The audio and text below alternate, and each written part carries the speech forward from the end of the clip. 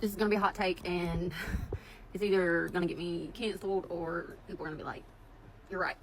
So here we go. I'm just going to say it. Black people have got to stop hanging out with groups of white people. And I mean that. If you're going to be the only black person in that group, go home. Go home. Because these days, you just can't trust white people anymore. Obviously. It happens time and time and time again. You see one black person hanging out with their group of white friends, and they're like, oh, I've known these guys for forever. We grew up with them. I'm the only black person in the high school or something like that. Especially down here in the South, okay? Down here in the South. Obviously, we realize that these pieces of crap, the white people, will turn on you. They will turn on you quick. So not only do y'all have to be worried about the police, now you need to be worried about your group of white friends that you grew up with.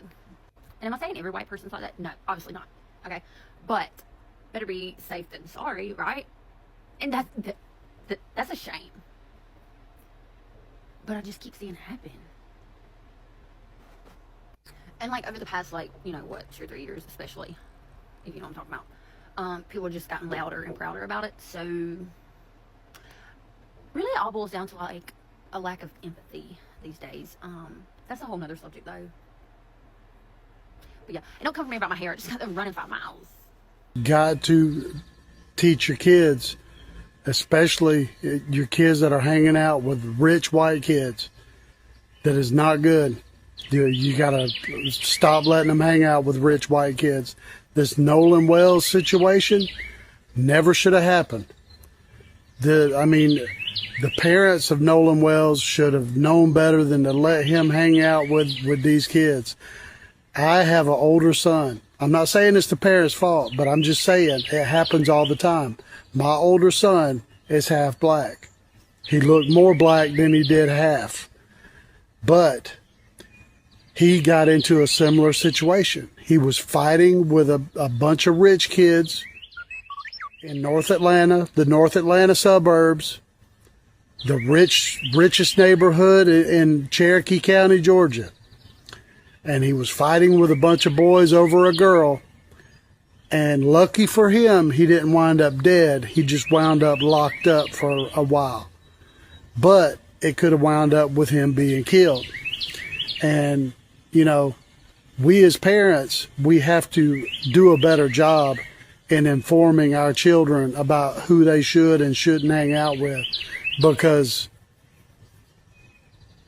matters. And that's why I'll never be friends with a white girl ever again. So I grew up in a very typical, normal Indian household where showing physical affection wasn't very normal, especially to your male family members. I was very much a part of the team of side hugs. That was the most. As I got older, I only really associated things like hugs to relationships, like romantic relationships. And then a few years ago, I was in a friend group and it was mainly white people except for one person. And my ex-best friend, who is a white girl, she created this running joke where it was Arsh only hugs guys she wants to sleep with. Because I didn't feel comfortable necessarily hugging my male friends. I didn't really see the need for that. I hugged my female friends, but even that was kind of I'm going out of my comfort zone to do that. And she kept saying it over and over and over and over and over again. It made me feel gross and shit. Why am I being made fun of not wanting to hug someone I don't feel romantically connected to?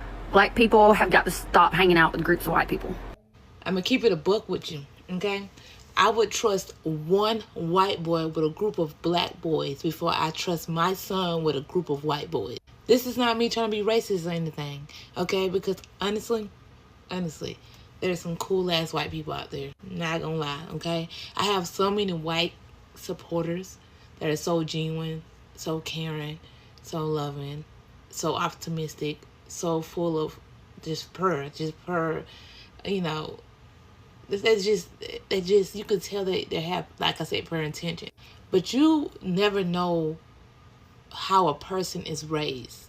I try to preach, racism is taught. You aren't born to be racist. And 9 times out of 10, they don't believe that black people should be successful. And if they see that a black person is bound to be successful, And 9 times out of 10, you know, they know that they're better than them, baby, that becomes a hate crime at that point. Growing up in the suburbs of Central Florida taught me to never trust an all-white group. When you grow up a minority in an all-white area, you run the risk of many different dangers. A lot of dangers that many people don't talk about. Nolan Wells is unfortunately an example of that danger. An 18-year-old black kid hanging out with a group of 5 white boys in a very conservative part of the country, going out to the ocean, going on a boat, hanging out with other people on boats, then getting in an argument with said friend group.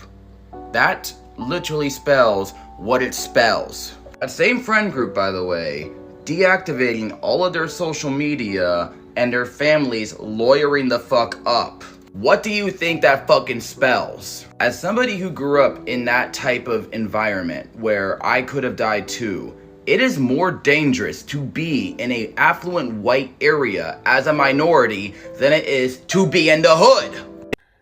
So, ladies and gentlemen, I trust that you're doing well today and you are welcome to the channel. And if this is your first time here, just feel at home. And this is the space where we get to discuss issues basically that do affect the community. So on today's episode, this is gonna be a developing story. We all know that a black young man who mysteriously disappeared, and apparently he was actually murdered. And the funny part about all this story is that nothing is adding up. Nothing is adding up, because tell me why you'd go somewhere with your friend. I'm talking about, for those who don't know, I'm talking about this college. Actually, he's a sportsman, you know.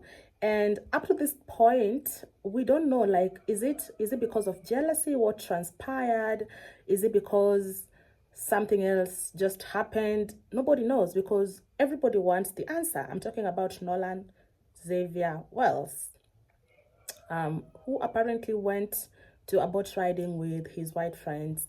And what is surprising, guys, it's they left him there. They left him, and it says that they had his phone.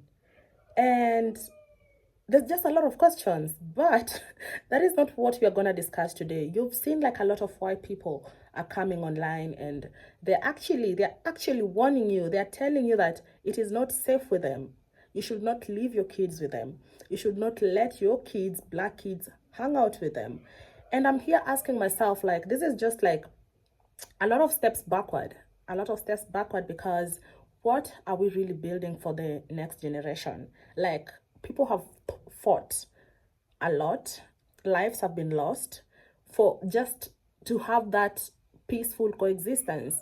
And apparently this is not just one case that has been happening. A lot has happened. This is just one of the few that has been reported. And there's just a lot that doesn't really make sense, because even the authority, most of the people are saying, like, if the roles were reversed, if this was on the other way around, if maybe a white kid went missing and he was hanging out with his black friends, we wouldn't be talking about this story right now. We wouldn't be saying nothing. Investigation would have been done immediately, and trust me, those kids will be in custody.